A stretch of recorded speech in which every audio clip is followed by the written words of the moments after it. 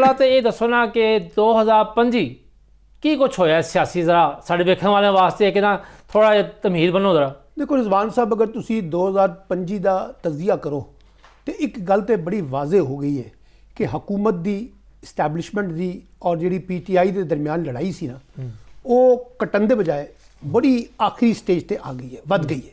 और इन्नी वध गई है कि हुण मैनूं लगता है कि जिहड़ा सियासी इख्तलाफ सी वो पीछे रह गया है और सियासी दुश्मनी जिहड़ी है वो गालिब आ चुकी है। अच्छा, ये विच PTI भी कसूरवार है, ਇਹਦੇ ਵਿੱਚ ਇਸਟੈਬਲਿਸ਼ਮੈਂਟ ਵੀ ਜ਼ਿੰਮੇਦਾਰ ਹੈ, ਇਹਦੇ 'ਚ ਹਕੂਮਤ ਵੀ ਜ਼ਿੰਮੇਦਾਰ ਹੈ।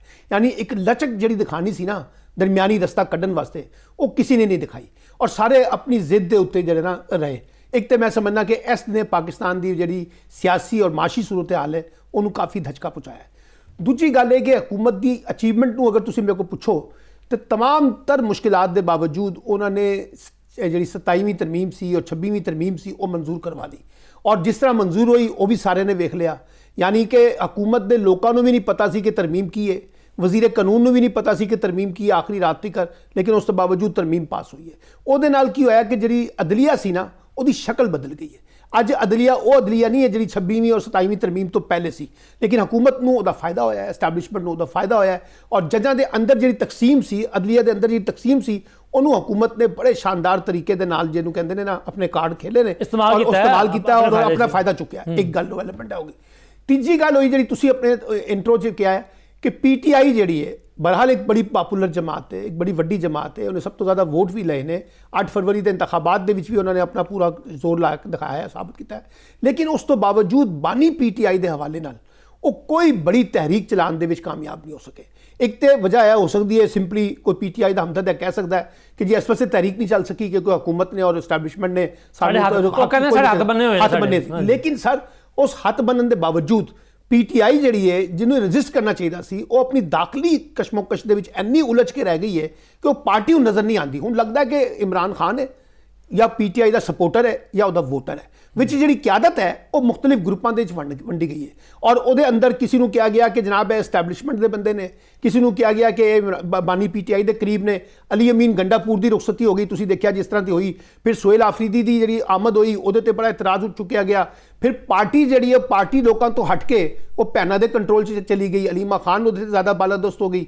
फिर एक वड्डी डेवलपमेंट हुई कि इमरान खान को अपनी पार्टी के लोगों से एतबार नहीं रहा। रिजवान साहब वो अपने सारे बयानात जिहड़े जारी करते हैं वो अलीमा खान के जरिए पेश करते सी। फिर अलीमा खान की मुलाकातां जो बंद हुई तो उज़मा खान आ गई। तो हुण तर्जुमानी जी है बानी PTI की वो बुनियादी तौर पर उन्होंने भैनां कर रही ने, फैमिली करती पई है। तो इस लिहाज के नाल PTI की दाखिली कशमोकश, हामिद खान ग्रुप, फिर नज़रियाती दूजे ग्रुप सी। फिर एक और डेवलपमेंट है हुई कि जो PTI छड़ के गए सी लोग, उन्होंने PTI के हक दे विच और अपने आप को पार्टी नाल एसोसीएट करदे हुए बानी PTI वास्ते तहरीक चलाई, अज भी चला रहे हैं फवाद चौधरी होरी, लेकिन उन्होंने भी वो कामयाबी नहीं मिली क्योंकि बानी PTI पजीराई नहीं दे सके। फिर पार्टी का एक बड़ा बड़ा धड़ा जड़ा है वो कहता है कि जनाब इस्टैबलिशमेंट नाल कुछ लोग कुछ दो की बुनियाद पर मफाहमत करो, बानी PTI वो रेजिस्ट करते पे ने। तो यह PTI की जी दाखिली लड़ाई है उन्हें भी पार्टी को काफ़ी नुकसान पहुँचाया। इस तरह से दसो कि 2025 दे यानी कि मुकन वाला है, इसी महीने जड़ा है इमरान खान साहब नूं ते उन्हां दी अहलिया समेत बाकी रहनुमाओं नूं सज़ावां भी सुनातियां गईयां ने और हजे आने वाले दिनों के जाहिर गल है कि एक केस होर जी इमरान साहब का है जड़ा कि जनरल फैज़ वाला केस के मुलवस किया जा रहा है।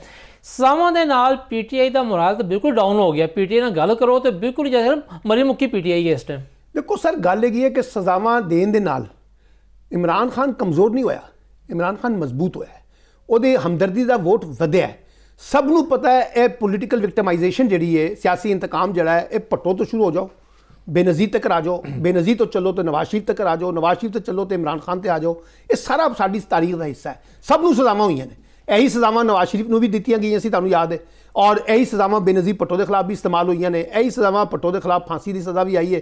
लेकिन की बनया बाद विच वही सारी सज़ावां जिहड़ियां बाद दे विच आके जो हालात बदल गए वो सज़ावां भी खत्म हो गई, वही लोग जिन्होंने केस खत्म हो गए। फिर एक नवी गल देखो ना, तुसीं कहा जी बानी PTI सिक्योरिटी थ्रेट ने, मैनूं याद है एक तारीख के तालिब इलम होने नाते भट्टो भी सिक्योरिटी थ्रेट सी, फातिमा जिन्ना भी सिक्योरिटी थ्रेट सी, नवाज शरीफ भी सिक्योरिटी थ्रेट सी, बेनज़ीर भी सिक्योरिटी थ्रेट सी, अज बानी PTI भी सिक्योरिटी थ्रेट ने। लेकिन कल जो हालात बदल जाएंगे यही सिक्योरिटी थ्रेट जोड़े ने ये पाकिस्तान की इख्तदार की सियासत का हिस्सा बन जाते हैं। तो यह डायलेमा भी सानू असीं नज़र आ रहा है कि इमरान खान की सज़ावां दे नाल ਇਮਰਾਨ ਖਾਨ ਦੇ ਸਿਹਤ ਦੇ ਉੱਤੇ ਕੋਈ ਅਸਰ ਨਹੀਂ ਪਿਆ। ਉਹ ਜੇਲ੍ਹ ਦੇ ਅੰਦਰ ਬੈਠੇ ਨੇ, ਅੱਜ ਵੀ ਉਹ ਕਹਿੰਦੇ ਨੇ ਕਿ ਮੈਂ ਮੁਕਾਬਲਾ ਕਰਾਂਗਾ, ਲੇਕਿਨ ਪਾਪੂਲੈਰਿਟੀ ਜਿਹੜੀ ਹੈ ਨਾ, ਉਹ ਨਾ ਹਕੂਮਤ ਤੋੜ ਸਕੀ, ਨਾ ਐਸਟੈਬਲਿਸ਼ਮੈਂਟ ਤੋੜ ਸਕੀ। ਔਰ ਜਿਹੜਾ ਬਿਆਨੀਏ ਦੀ ਜਿਹੜੀ ਜੰਗ ਹੈ, ਉਹਦੇ ਵਿੱਚ DGISPR ਨੇ ਖੁਦ ਇਤਰਾਫ ਕੀਤਾ ਕਿ ਅਸੀਂ ਪਿੱਛੇ ਰਹਿ ਗਏ ਹਾਂ, ਇਮਰਾਨ ਖਾਨ ਨੂੰ ਬਿਆਨੀਆਂ ਬਣਾਉਣਾ ਆਉਂਦਾ ਹੈ। ਤੇ ਮੇਰਾ ਖਿਆਲ ਹੈ ਕਿ ਜਿਹੜੀ ਤਲਖੀ ਹੈ ਨਾ ਪਾਕਿਸਤਾਨ ਦੀ ਸਿਆਸਤ ਵਿੱਚ, ਇਹਦੇ ਵਧਣ ਦੇ ਨਾਲ ਪਾਕਿਸਤਾਨ ਅੱਗੇ ਵਧਣ ਦੀ ਬਜਾਏ ਇੱਕ ਸਵਾਲੀਆ ਨਿਸ਼ਾਨ ਤੇ ਖਲੋਤਾ ਹੈ ਕਿ ਤੁਹਾਡੀ ਮਈਸ਼ਤ ਕਿੱਥੇ ਖਲੋਤੀ ਹੈ,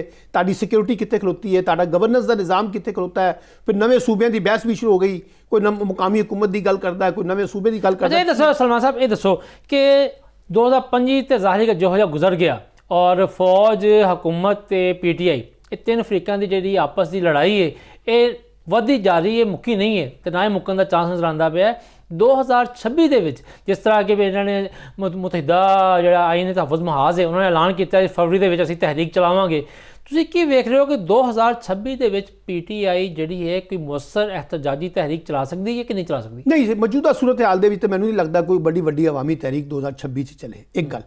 ਦੂਜੀ ਗੱਲ ਹੈ ਕਿ ਜਿਹੜੀ ਕੋਸ਼ਿਸ਼ ਹੋ ਰਹੀ ਹੈ ਮਫਾਹਮਤ ਦੀ, ਉਹਦੇ ਵਿੱਚ ਮੈਂ ਦੱਸਿਆ ਕਿ ਜਿਹੜੇ PTI ਛੱਡ ਕੇ ਗਏ ਨੇ, ਫਵਾਦ ਚੌਧਰੀ ਹੋਰੀ ਗਰੁੱਪ, ਉਹ ਵੀ ਲੱਗਾ ਹੈ।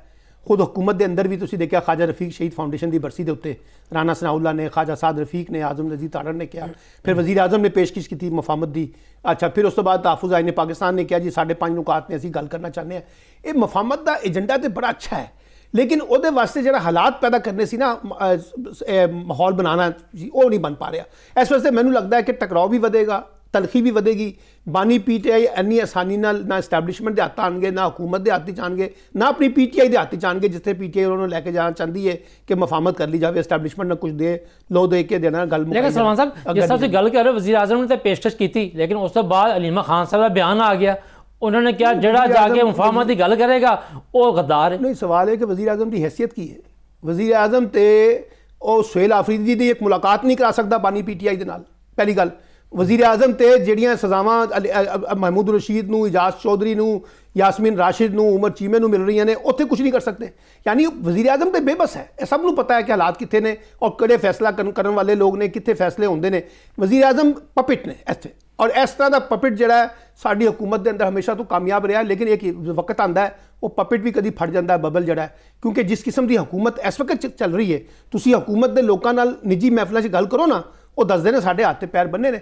ਇਹ ਤੁਸੀਂ ਹੁਣ ਪੀਪਲਸ ਪਾਰਟੀ ਦੀ ਗੱਲ ਕੀਤੀ ਆਪਣੇ ਇੰਟਰੋ ਦੇ ਵਿੱਚ। ਪੀਪਲਸ ਪਾਰਟੀ ਕਹਿੰਦੀ ਹੈ ਕਿ ਅਸੀਂ ਹਰ ਚੀਜ਼ ਤੇ ਕਰ ਲਈ, 26ਵੀਂ ਤਰਮੀਮ ਤੇ ਵੀ ਤੁਹਾਡੀ ਹਮਾਇਤ ਕਰ ਦਿੱਤੀ, 27ਵੀਂ ਕਰ ਦਿੱਤੀ। ਹੁਣ ਤੁਸੀਂ 28ਵੀਂ ਤਰਮੀਮ ਐਸੀ ਲੈ ਕੇ ਆਉਣਾ ਚਾਹੁੰਦੇ ਹੋ ਜਿਹਦੇ 'ਚ NFC ਅਵਾਰਡ ਕਟਾਉਣਾ ਚਾਹੁੰਦੇ ਹੋ, ਜਿਹਦੇ 'ਚ ਤੁਸੀਂ 18ਵੀਂ ਤਰਮੀਮ ਦਾ ਸਾਹਿਬ ਨੇ ਬਿਆਨ ਦਿੱਤਾ ਨਾ ਕਿ ਇਸ ਪਾਰਲੀਮੈਂਟ ਨੂੰ 2 ਤਰਮੀਮਾਂ ਕਾਫੀ ਨੇ, ਤਾਂ ਕਾਫੀ ਨੇ ਨਾ, ਕਿਉਂਕਿ ਉਹਨਾਂ ਨੂੰ ਪਤਾ ਕਿ ਤੀਜੀ ਜਿਹੜੀ ਤਰਮੀਮ ਹੈ ਉਹਦੇ ਵਿੱਚ ਪੀਪਲਸ ਪਾਰਟੀ ਦਾ ਜਿਹੜਾ ਹਿੱਸਾ ਹੈ ਉਹ ਘਟੇਗਾ। ਇਹਦੇ ਵਾਸਤੇ ਉਹ ਆਪਣੀ ਰਿਜ਼ਰਵੇਸ਼ਨ ਸ਼ੋਅ ਕਰਦੇ ਪਏ ਨੇ। ਤੇ ਮੈਂ ਸਮਝਦਾ ਵਾਂ ਕਿ ਪਾਕਿਸਤਾਨ ਜਿਹੜਾ 2025 ਦਾ ਸਬਕ ਹੈ ਨਾ, ਉਹ ਹੈਗਾ ਕਿ ਪਾਕਿਸਤਾਨ ਦੇ ਵਿੱਚ ਜਿਹੜੀ ਪੋਲੀਟੀਕਲ ਸਪੇਸ ਹੈ, ਸਿਆਸੀ ਜਗ੍ਹਾ, ਸਿਆਸੀ ਕਿਆਦਤਾਂ ਨੇ ਔਰ ਸਿਆਸੀ ਜਮਾਤਾਂ ਨੇ ਉਹਨੂੰ ਖੋ ਬੈਠੇ ਨੇ।